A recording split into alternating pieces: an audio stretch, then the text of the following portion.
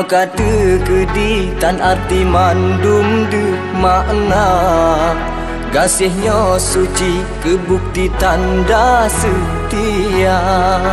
Belahan hati pujangga pelepih jiwa. Ikatan janji terkenang si umum masa.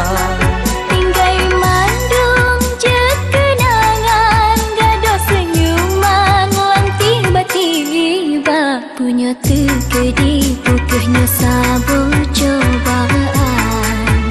Kasih lon pandang rupawan tetap sempurna.